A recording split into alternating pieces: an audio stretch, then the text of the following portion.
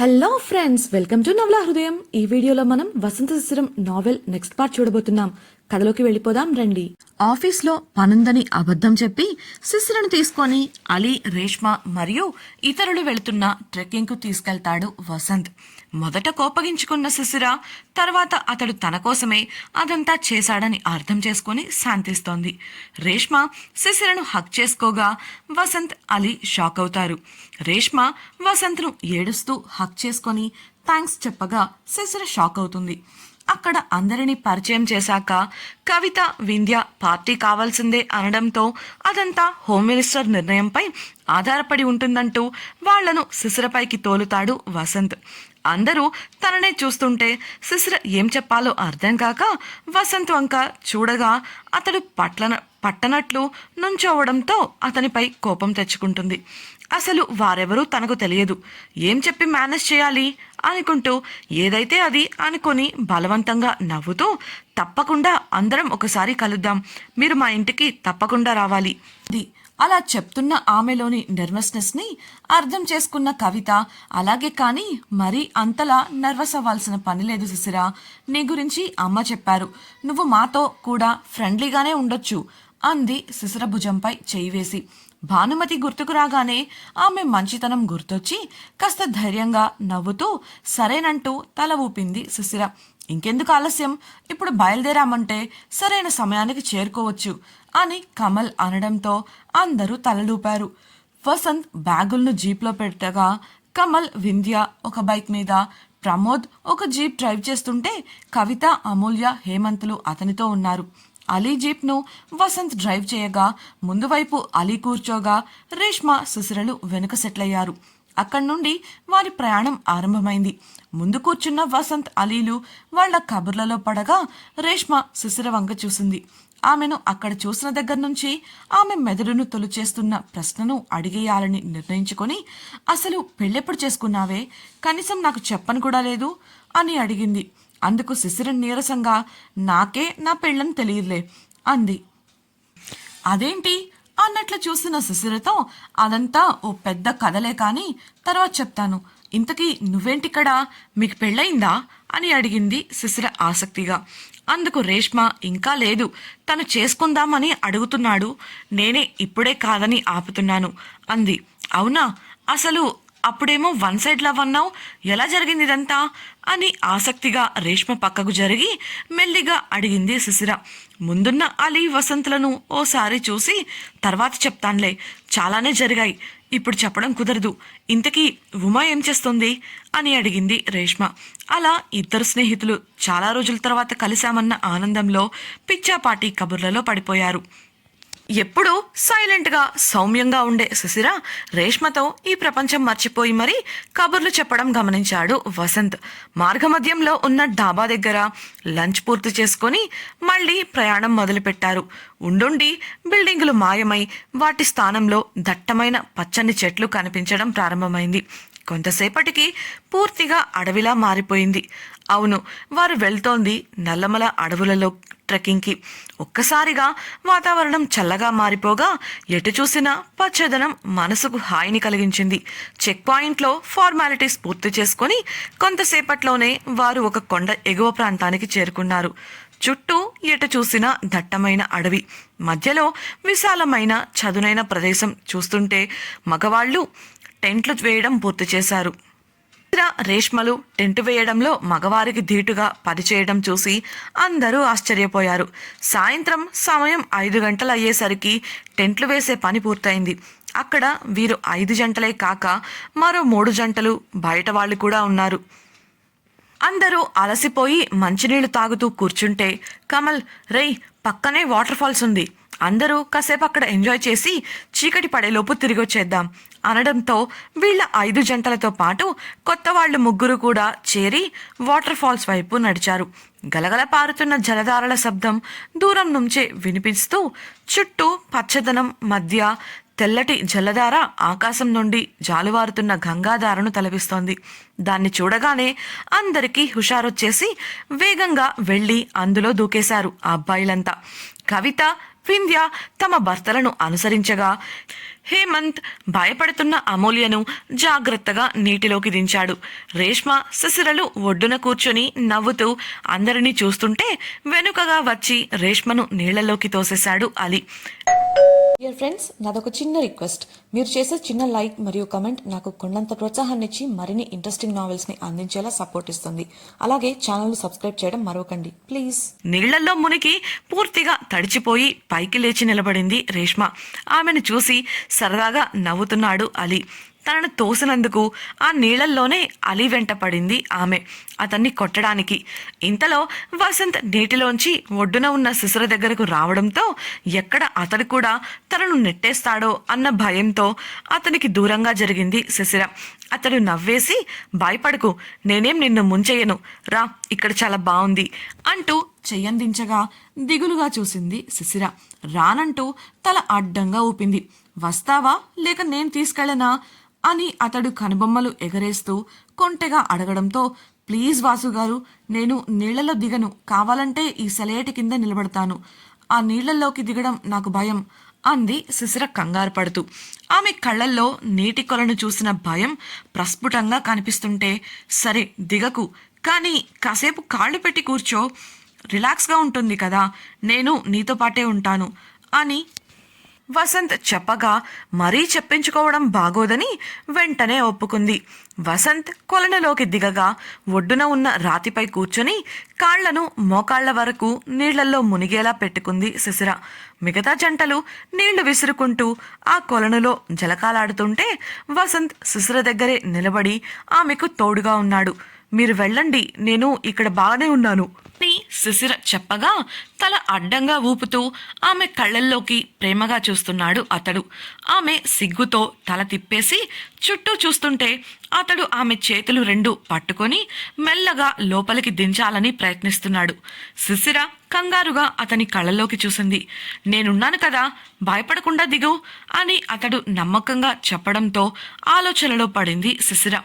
ఆమెను ఆమె భయాల నుండి బయటపడేయాలి అని అనుకుంటున్న వసంత్ ఆమెకు తోడుగా నిలవాలి అనుకుంటున్నాడు. అందుకే ఆమెతో ఈ విధంగా చెప్పాడు. అతడు తన కోసం నిలబడటంతో ప్రయత్నిద్దాం అన్న నిర్ణయానికి వచ్చింది శిశిర. చిన్నగా ఆ కొలనులోకి దిగటం మొదలుపెట్టింది. నీళ్లు నడుమును చేరే వరకు ఆమె బాగానే ఉంది. నడుము వరకు రాగానే ఆమెలో కలవరం మొదలైంది. గట్టిగా కళ్ళు మూసుకొని లోపల మొదలైన భయాన్ని కంట్రోల్ చేసుకుంటూ ఇంకాస్త లోపలికి వెళ్ళింది. నీరు గుండె వరకు చేరడమే ఆమె శరీరంలో వణుకు మొదలై కంగారు పడుతూ కళ్ళు తెరిచింది శిశిర.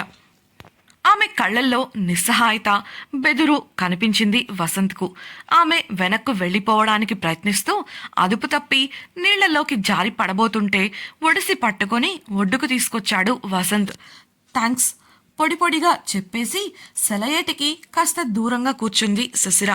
5 నిమిషాల తర్వాత మాట్లాడుతూ, మీరు వెళ్ళి ఎంజాయ్ చేయండి వాసుగారు, నా కోసం ఆగద్దు అని కాస్త నవ్వుతూ చెప్పింది.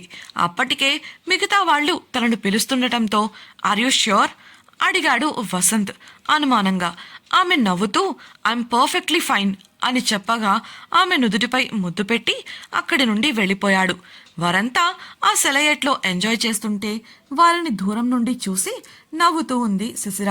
మధ్య మధ్యలో ఆమెను గమనిస్తున్న వసంత్కు ఆమె కళ్ళను ఏదో తెలియని నిరాశ ఆవరించినట్లు కనిపించింది.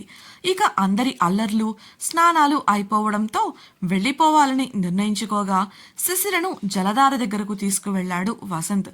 అప్పటికే అలీ రేష్మలు తప్ప అక్కడ ఎవ్వరూ లేరు. తాను ఆ ధార క్రింద నిలబడి నవ్వుతూ శిశిరకు చేయందించాడు వసంత్.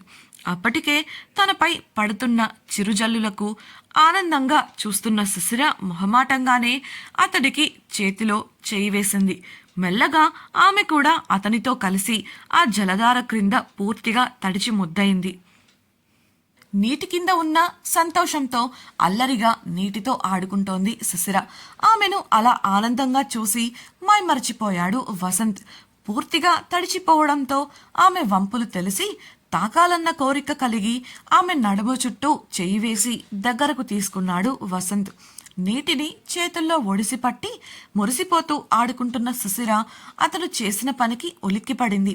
అతడు అల్లరిగా చూస్తూ నీటిలో మునగడం భయం కానీ తడవటం కాదా అని అడగడంతో తడబడి దూరం జరిగింది. ఆమె సిగ్గు అర్థమై వసంత్ కూడా ఆమెను వదిలేయగా జలధార నుండి పక్కకు వచ్చి నిలబడింది. అప్పటికే అక్కడ వారి కోసం ఎదురు చూస్తూ నిలబడ్డారు రేష్మా అలీలు. అక్కడి నుండి తమ టెంట్ల దగ్గరకు నడుస్తుండగా శిశిర ఇబ్బంది పడటం గమనించాడు వసంత్. ఆమె వేసుకున్న డ్రెస్ శరీరానికి అతుక్కుపోయి ఆమె వంపులు తెలుస్తుంటే కష్టంగా కవర్ చేయాలని చూస్తోంది. కానీ అది ఆమె వల్ల కాలేదు. వెంటనే తను వేసుకున్న టీషర్ట్ ఆమె చేతికిచ్చి ముందు నడుస్తున్న అలీ దగ్గరకు వెళ్ళాడు వసంత్. శిశిర ఆగడంతో రేష్మ ఆమె దగ్గరకు రాగా వెళుతున్న వసంత్నే చూస్తున్న శిశిరను కదిలించి ఏమైందని అడిగింది రేష్మ. శిశిర విషయం చెప్పి టీషర్ట్ చూపించగా రేష్మ అల్లరిగా, అయితే ఇవాళ అక్కడున్న అమ్మాయిలకు పండగే అన్నమాట, మా అన్నగారి ఫ్రీ షోతో. వెళ్తున్న వసంత్ను వెనుక నుండి చూస్తూ అంది. ఏంటే ఆ మాటలు అన్న శిశిరకు, లేకపోతే ఇంకేంటి, అలా చూడు, ఆ ఫిజిక్కి అమ్మాయిలు పడకుండా ఉంటారా? మన వాళ్ళ సంగతి కాదు, మిగతా వాళ్ళ సంగతి చెప్తున్నా. డియర్ ఫ్రెండ్స్, నాదొక చిన్న రిక్వెస్ట్. మీరు చేసే చిన్న లైక్ మరియు కమెంట్ నాకు కొండంత ప్రోత్సాహాన్ని ఇచ్చి మరిన్ని ఇంట్రెస్టింగ్ నావెల్స్ని అందించేలా సపోర్ట్ ఇస్తుంది. అలాగే ఛానల్ను సబ్స్క్రైబ్ చేయడం మరవకండి ప్లీజ్. మా అన్న ఎవరినీ తగులుకోడు కానీ ఎవరైనా మా అన్నని వదులుకుంటారా చెప్పు అని అంది రేష్మ. అంతకుముందు కొన్నిసార్లు తాను కూడా వసంత్ దేహదారుఢ్యం చూసిన శిశిర అది గుర్తు చేసుకోగా కళ్ల ముందు అమ్మాయిలు అతడి కోసం పరుగులు పెట్టడం, అతడిని తాకడం, ఒకరితో ఒకరు పోటీ పడటం కదిలి చిర్రెత్తుకొచ్చింది. అది ఊహే అయినా భరించలేకపోయింది. వెంటనే ఒంటికి అతుకుపోయిన కాటన్ చున్నీని బలంగా లాగి మడతేసి పిండి 4 సార్లు గట్టిగా విదిలించింది. వెంటనే విసవిస నడుస్తూ చున్నీ తన భుజాల నుండి నడుము వరకు చుట్టుకొని వసంత్ను దాటుకొని పోతూ అతడి చేతిలో షర్ట్ పెట్టి అతన్ని కనీసం చూడకుండా నాకు మీ షర్ట్ అవసరం లేదు చెప్పేసి త్వరగా వెళ్ళిపోయింది. వసంత్ అలీ అవాక్కై చూస్తుంటే శిశిరతో నడుస్తున్న రేష్మ ముసిముసిగా నవ్వుకుంది. వసంత్ షర్ట్ వేసుకొని అలీతో పాటు ముందుకు నడిచాడు. ముందుగా టెంటును చేరుకున్న శిశిర లోపలికి వెళ్ళిపోయింది. అప్పటికే అందరూ సిద్ధమై ఒకచోట కూర్చొని సరదాగా మాట్లాడుకోవడం మొదలుపెట్టారు. అలీ వసంతులు కూడా వారితో చేరి కబుర్లలో పడగా సిద్ధమై వచ్చిన రేష్మ అలీకి సైగ చేయడంతో లేచి నిలబడ్డాడు. మామా, ఇంకా ఎంతసేపు ఈ తడిబట్టల్లో నానతావులే కానీ పోయి మార్చుకుని వద్దాంరా అని అలీ వసంత్ భుజం తడుతూ అనగా నిదానంగా లేచి నిలబడ్డాడు వసంత్. శిశిర కన్నా వెనుక వచ్చిన రేష్మ సిద్ధమైందంటే శిశిర కూడా సిద్ధమై ఉంటుంది అనుకున్నాడు మనసులో. ఆ ఉద్దేశంతోనే కనీసం ఎటువంటి హెచ్చరిక లేకుండా మూసి ఉన్న టెంట్లోకి వెళ్ళిపోయాడు. కానీ వెళ్ళాక ఎందుకు వచ్చానా అని ఫీల్ అయ్యాడు. శిశిర బట్టలు మార్చుకుంటున్న సమయంలో లోదుస్తుల హుక్కు అకుండా ఇరుక్కుపోవడంతో తీసుకోవడానికి చాలాసేపటిగా తిప్పలు పడుతూ ఉంది. సరిగ్గా అదే సమయంలో అతడు రావడంతో ఉలిక్కిపడి పక్కనే ఉన్న టాప్ను ఎదకు కప్పుకుంటూ వెనక్కు జరిగింది. అతని ముందు అలా ఉండవలసి వచ్చినందుకు ఇబ్బందిగా కదిలింది. ఆమె ఇబ్బంది పడటం గ్రహించిన వసంత్, నేను బయట ఎదురు చూస్తుంటాను, సిద్ధమై పిలువు అంటూ బయటకి వెళ్ళబోగా ఒక్క నిమిషం అంది శిశిర. అతడు ఆగి ఆమెనే చూస్తుంటే రేష్మను ఒకసారి రమ్మని చెప్తారా మెల్లిగా అడిగింది శిశిర నేల చూపులు చూస్తూ. ఎందుకు అని వసంత్ ప్రశ్నించగా అది అని చెప్పబోతూ భుజంపై చేయి వేసుకొని ఆగిపోయింది. ఆమెను వసంత్ అనుమానంగా గమనించగా ఆమె ఇంకా తడి దుస్తులలో ఉండటం గమనించాడు. అదీ కాక అతడు లోపలికి వచ్చే సమయానికి ఆమె చేస్తున్న పని గుర్తుకు వచ్చి విషయం పూర్తిగా అర్థమైంది. వెంటనే టెంట్ లోపల నుండి లాక్ చేసి శిశిర దగ్గరకు రాగా ఆమె బెదురుగా, ప్లీజ్ రేష్మని పిలవండి అడిగింది తలదించుకొని. వసంత్ అవేవి పట్టించుకోకుండా ఆమెకు దగ్గరగా వెళ్ళి ఆమె ఎదురుగా నిలబడి చేతిని ఆమె వెన్నుపైకి జరిపాడు. శిశిర గుండె జల్లుమనగా ఏం చేస్తూ అని ఆమె మాట పూర్తి కానివ్వకుండా మరో చేత్తో నోరు మూసేసి అన్న మాటలకు విస్తుపోయి చూసింది శిశిర. ఆ తర్వాత అతడు చేసిన పనికి చిరాకు పడుతూ అతనితో గొడవ పడింది. ఇంతకీ వసంత్ ఆమెకు చెప్పిన మాటలేంటి? వసంత్ ఏం చేశాడు? ఈ ట్రిప్లో వారు ఎదుర్కోబోయే సమస్యలేంటి? శిశిర తనను దూరంగా పెడుతున్న కారణాలను వసంత్ తెలుసుకోగలడా? తెలుసుకోవాలనుకుంటున్నారా? అయితే ఛానల్ సబ్స్క్రైబ్ చేసి వసంత శిశిరం రాబోయే ఎపిసోడ్స్ వినేయండి. అలాగే మీకు ఈ వీడియో నచ్చినట్లయితే లైక్ చేసి మీ సన్నిహితులతో షేర్ చేయండి. మీ అభిప్రాయాలను మాతో పంచుకోవడం కోసం కామెంట్ సెక్షన్లో తెలియజేయగలరు. ఇట్లు మీ నవలా హృదయం team. Thank you for listening.